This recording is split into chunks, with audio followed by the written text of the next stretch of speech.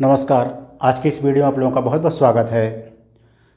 सबसे पहले आप लोगों से अनुरोध है कि चैनल को सब्सक्राइब कर लीजिए। चैनल सब्सक्राइब करेंगे तो हमारा मोटिवेशन बढ़ेगा और अच्छे कंटेंट आपको मिलते रहेंगे, ज्ञान मिलेगा आपको और हमारा मोटिवेशन भी बढ़ता रहेगा। आज की इस वीडियो में आप लोगों को ये सिखाएंगे कि शेयर मार्केट में इन्वेस्टमेंट का तरीका कौन सा अच्छा है, किस तरीके से हम शेयर मार्केट में इन्वेस्टमेंट कर सकते हैं।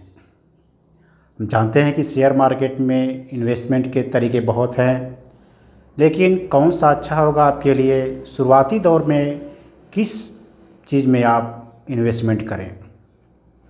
क्योंकि शेयर मार्केट बहुत बड़ा कुआं है या बहुत बड़ा समंदर है। इसमें कि हर तरह से किसी भी तरह से पैसे निकाल सकते हैं, लेकिन उसका एक मेथड है। उसको एक कौन सा तरीका चूज करेंगे उससे हम पैसे निकाल सकें। यदि आप शुरुआती में शेयर मार्केट में जा रहे हैं तो आपको क्या करना चाहिए, आओ कैसे आप इसमें लंबे दिनों तक टिक सकते हैं। बहुत लोग पैसे गंवा के चले जाते हैं। कहा जाता है कि शेयर मार्केट जुआ है। जुआ सबके लिए नहीं है। जो जुआ समझता है उसके लिए जुआ है, जो बिना नॉलेज के चला गया उसके लिए जुआ है। लेकिन शेयर मार्केट समंदर है, इस पैसे का इसमें समंदर है। इतना पैसा था पैसा है कि कितना भी निकाल लें, शेयर मार्केट पे कोई फ़र्क नहीं पड़ता। तो इस समंदर से आप पैसे कैसे निकालेंगे, कौन सी विधि अपनाएं आसानी से पैसे निकाल सकें। आप नए होंगे, शेयर मार्केट में जाने के लिए जानकारी नहीं होगी कि शेयर मार्केट में कैसे कमाया जाता है। तो सबसे पहला कदम आपका यही होगा कि आप ट्रेडिंग अकाउंट खोल लीजिए। किसी भी कंपनी वाले से ट्रेडिंग अकाउंट खोल लीजिए, चाहे एंजल हो चाहे ग्रो हो, जिससे भी आपको अच्छा लगे ट्रेडिंग अकाउंट खोल लीजिए। ट्रेडिंग अकाउंट को पहले उस पर कुछ दिनों तक आप देखिए कि शेयर मार्केट क्या है, उसमें म्यूचुअल फंड क्या है, एसआईपी क्या है, ट्रेडिंग कैसे होता है। कुछ दिन तक रीड करिए उसको। रीड करने के बाद जब आपको समझ में आए कि म्यूचुअल फंड क्या होता है, उसको यूट्यूब पर भी देख सकते हैं कि म्यूचुअल फंड को कैसे लिया जा सकता है, उस पर हम कैसे ख़रीदारी करते हैं। तो इसको आप कुछ दिन तक रीड करिए। जब आपको कुछ कॉन्फिडेंस होने लगे तो सबसे पहला कदम यही होगा कि आप एसआईपी लीजिए। मेरे हिसाब से आप ट्रेडिंग ना करिए, एसआईपी लीजिए। एसआईपी आप 100 रुपये पर मंथ से भी ले सकते हैं। इसमें शुरुआती 100 रुपया पर मंथ का एसआईपी इसमें है। तो आप 100 रुपये का भी एसआईपी ले सकते हैं। जैसे जैसे आपको कॉन्फिडेंस होगा कि नहीं मेरा पैसा बढ़ रहा है, या जैसे भी आपको महसूस हो कि नहीं इसमें हम अच्छे कर पाएंगे, आप उसको रीड करते रहेंगे तो आपको समझ में आएगा कि नहीं ये अच्छा होगा, ये पैसा बढ़ा के देगा। तो आप उसको बढ़ाते जाइए। एसआईपी 100 से 200 करिए, 500 करिए, ऐसे बढ़ाते जाएंगे। बढ़ाते बढ़ाते यदि आप पर मंथ 500 रुपये पर मंथ 5000 रुपये का भी एसआईपी कर लें तो आप करोड़ों के मालिक बन सकते हैं। मेरी भी शुरुआत ऐसी ही थी। मुझे कुछ समझ में नहीं था पहले एसआईपी के बारे में और ट्रेडिंग के बारे में, म्यूचुअल फंड के बारे में। मैंने शुरुआती तौर पे यूट्यूब से सीखा इसके बारे में। यूट्यूब से देखा एसआईपी, म्यूचुअल फ़ंड। ज़्यादातर म्यूचुअल फ़ंड पे ध्यान देता हूँ। म्यूचुअल फ़ंड यूट्यूब से देखा कि कैसे लिया जाता है, क्या किया जाता है। मैंने इसमें उसके बाद ट्रेडिंग अकाउंट खोला।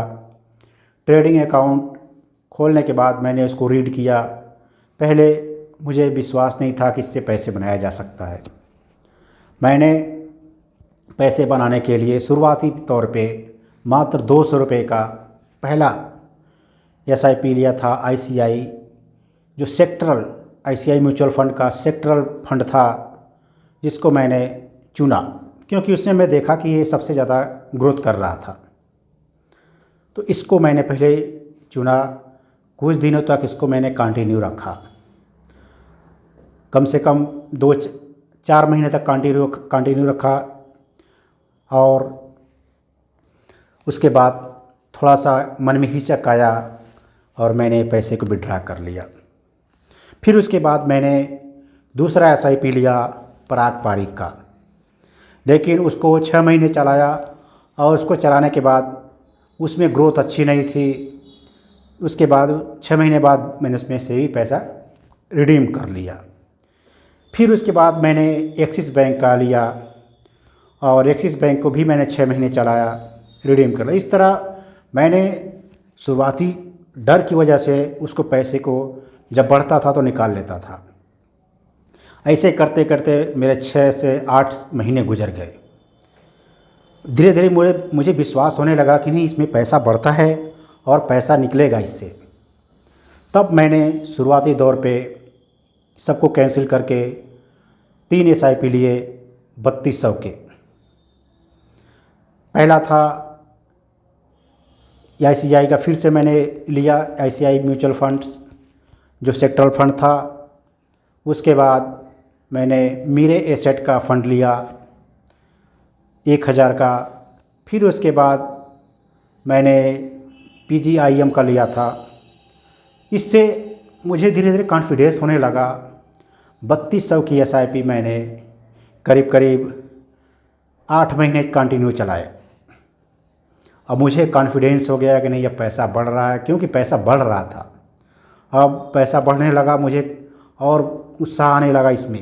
पैसे बढ़ाने के लिए मैंने इस SIP को अब 6000 रुपये कर दिया कंटिन्यूस। मैंने अब इसको 6000 SIP को कंटिन्यू रखा है और जैसे ही मेरी इनकम ग्रो करेगी मैं इस SIP को और ग्रो करूँगा। SIP में और इंक्रीमेंट करूँगा 6000 के बदले मैं 8000 तक पहुँचूँगा। और अभी तक मेरा पोर्टफोलियो 30% तक का रिटर्न दिया है। मैं उसमें से पैसे जब चाहे तो रिडीम कर सकता हूँ, कर भी लेता हूँ, ज़रूरत पड़ती है तो कर लेता हूँ रिडीम पैसे।